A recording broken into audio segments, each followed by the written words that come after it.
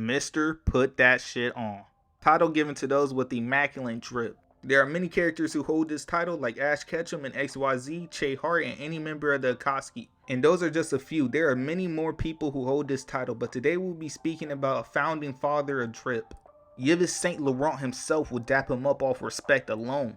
The man, the myth, the legend, Ginga Hagame. To start off, let's talk about how he was introduced. He came into the game with the red Balenci's, then topped them off with the ATL Black Amiri skinny jeans. Then to stunt a little harder, he put on not one, but two BB belts, bedazzled down. And hold up, before we move off this, I know y'all peeped the white fingerless gloves. Y'all know when someone got on the fingerless gloves, they mean business. Not business, but business. There's a difference. And then he got the color combination of a genius. A blank mustard yellow tee with a white and blue crop collared shirt with pockets. And then the all white scarf in the middle of summer, he put that on just that little bit of spice. And lastly, the whole fit would have been off if he didn't have the blue and yellow bandana headband to rock the set. And then he even took some inspiration from Nelly. He got the white band-aid on for no apparent reason but to stunt.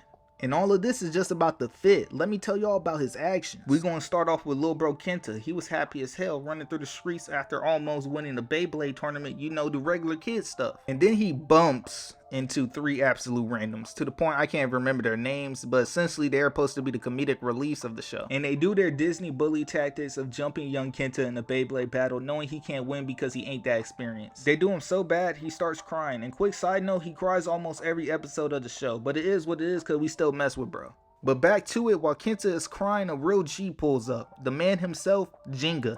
Whoa, you're too drippy to be here. Hey, little bro, stop the glaze. I gotta stone these fools. Okay, but who are you? Young Kenta did not know he was standing beside Mr. Put That Shit On, but the five randoms could feel the aura and had to respond. Oh hell nah, cuz, what you doing here? And with that, the randoms launch their Beyblades but expectantly get speed blitzed by Ginga's Beyblade Pegasus.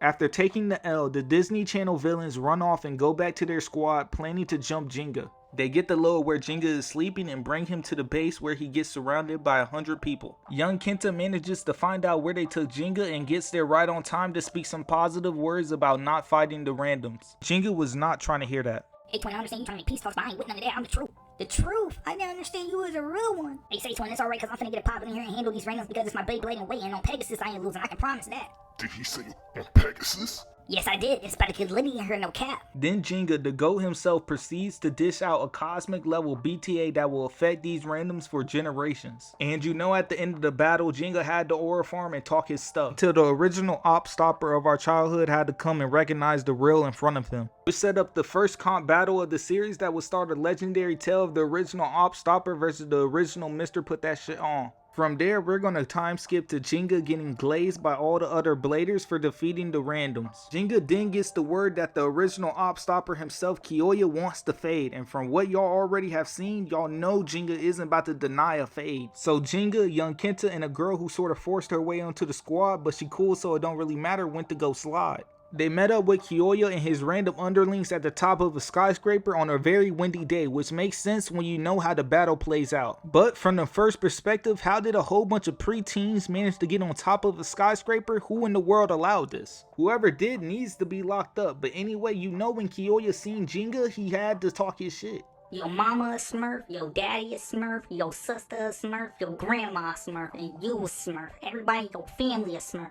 Those were obvious fighting words, so you know they had to get to it. With no hesitation, they let it swim! Y'all know I had to put that in here, but anyway, Kyoya immediately took the middle of the stage, having his Rock Leon stay right there. Ginga tried to attack, but each time it kept sending Pegasus back, because from what we have learned in the battle, Rock Leon is a defensive type, meaning it has great defense. Then Kyoya let us know that he chose this area to fight because of the wind. He wants to send Pegasus flying off. Then he proceeded by making a mini tornado that sent Pegasus flying off. It has seemed like the op stopper had won, but y'all know the GOAT Ginga would never lose like that. Especially not when he's so big brained to think of having Pegasus purposely getting flung in the air to then have it drop down with enough velocity to take out Rock Leon. Which did happen in fact, leaving every one of the randoms along with Kyoya shocked. To the point Kyoya could barely accept the fact that he took a L. And with that, I'll stop the video here. If y'all want more content like this or more videos about Beyblade, just like, comment, and subscribe.